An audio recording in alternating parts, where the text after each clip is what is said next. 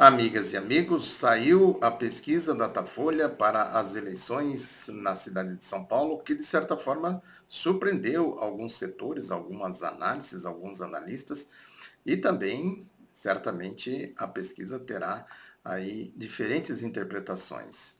O Datafolha apontou Ricardo Nunes com 27% e Guilherme Boulos com 25%, e o Pablo Marçal recua, segundo a manchete aqui da Folha de São Paulo, que fez a análise da pesquisa, recua para 19%. Na manchete da Folha diz que o Nunes e o Boulos se isolam na frente. Aí a matéria diz que em mais uma reviravolta na acirrada disputa eleitoral em São Paulo, o prefeito Ricardo Nunes, do MDB, reassumiu a dianteira numérica da corrida com 27%. Tá, aí tem aqui os dados.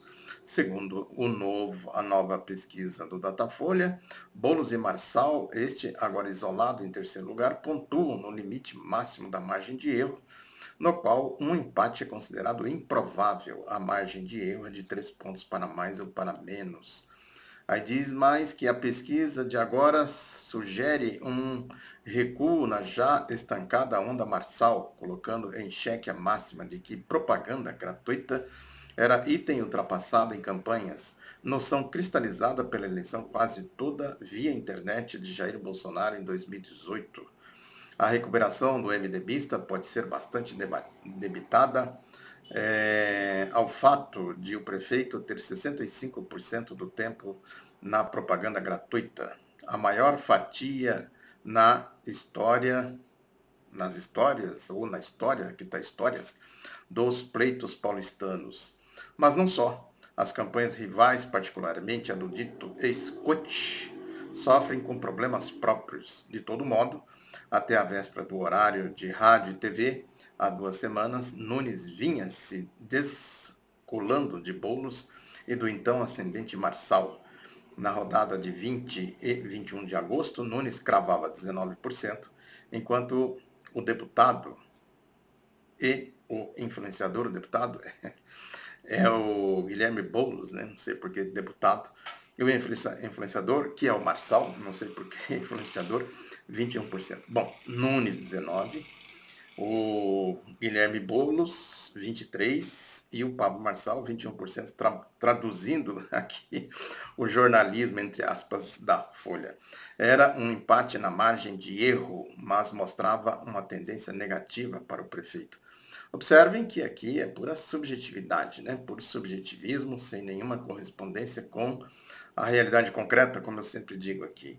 O fato concreto é que aqui na cidade de São Paulo tem um ponto fundamental, né, da disputa aí entre os campos que vão se formando, já visando, obviamente, as eleições presidenciais em 2026, a sucessão presidencial, e aí todos os campos entram, todas as forças entram em campo, né, entram em ação. E, naturalmente, as candidaturas, os nomes vão sendo secundarizados exatamente pela ação dos campos políticos que se formam visando essa meta estratégica, né, que é a formação de campos políticos visando aí a condução do país, né. O Pablo Marçal cresceu, surgiu aí, né, causou tumulto, o Diabo 4, e eu comentei bastante isso aqui, que a tendência dele era virar fumaça, sabe? Tendência. Lógico que se ele fosse adotado por forças poderosas, como chegou a ser ensaiado, né?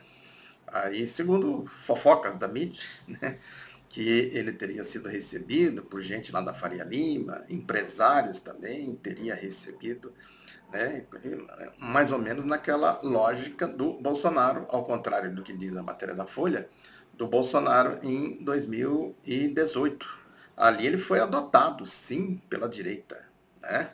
À medida em que ele indicou o Paulo Guedes como ministro da Economia e o ministro assumiu dizendo que ia botar para quebrar, ia arrebentar tudo, ia inclusive oferecer o cálice sagrado para Wall Street, que é a Petrobras, não é isso? Enfim, houve ali, claro, uma movimentação no sentido de fazer do Bolsonaro o candidato da direita. Juntou ali a trupe do lavajatismo, que também adotou a candidatura do Bolsonaro, e o lavajatismo, muito impulsionado por aquela onda, né, midiática, golpista, do golpe de 2016 contra a presidenta Dilma Rousseff, formou-se, portanto, né, um campo. Isso é importante a gente entender, ao mesmo tempo em que eles atacaram violentamente a oposição a eles, né, a esquerda, o campo da esquerda, com todas as barbaridades que eles praticaram ali. Lógico que agora, né, a história se repete com outros atores, né, de outra forma, inclusive. A direita vai reciclando os setores do bolsonarismo, como é o caso aqui do prefeito Ricardo Nunes, que se aproximou do governador Tarcísio de Freitas, né? E tudo isso, portanto, vai criando exatamente esse campo.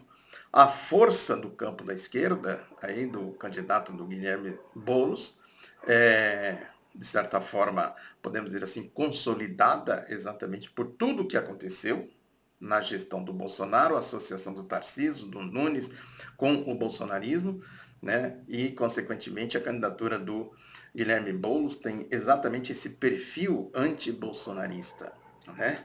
Agora, evidentemente que eles procuram também, o campo da direita, né, a mídia, sobretudo, procuram tirar esta imagem do Ricardo Nunes, né, para fazer exatamente esse movimento, né, de se criar um campo de direita que vai enfrentar o Guilherme Boulos aqui. A tendência é essa.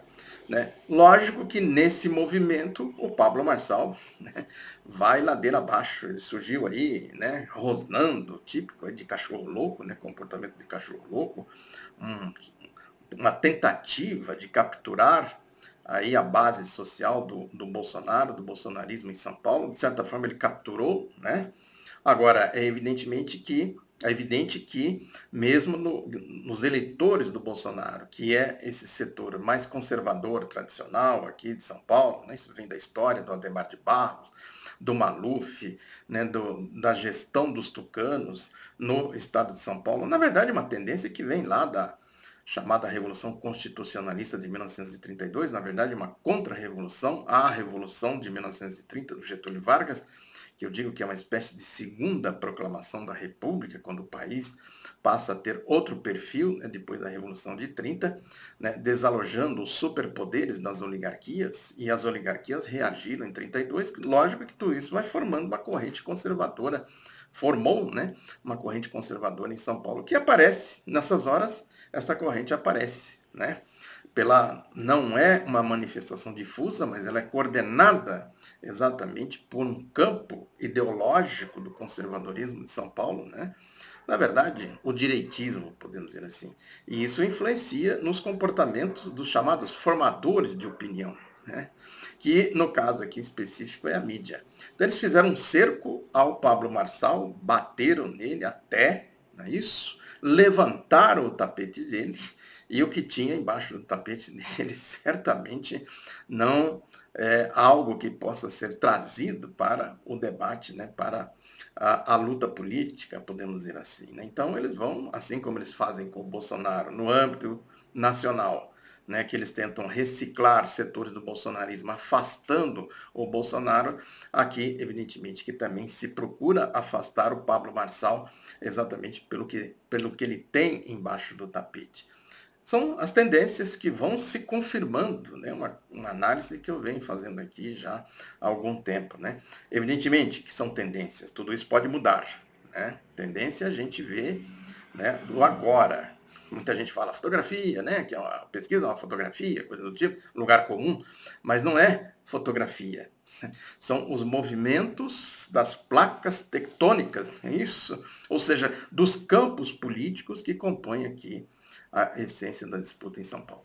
É isso. Muito obrigado pela atenção. Se inscreva aqui no canal se você ainda não é inscrito. Deixe o seu comentário, deixe o seu like. Diga aí se você concorda, se você discorda, o que você acha, qual é a sua análise. Enfim, participe aqui das nossas conversas. Muito obrigado pela atenção. Um abraço, até a próxima.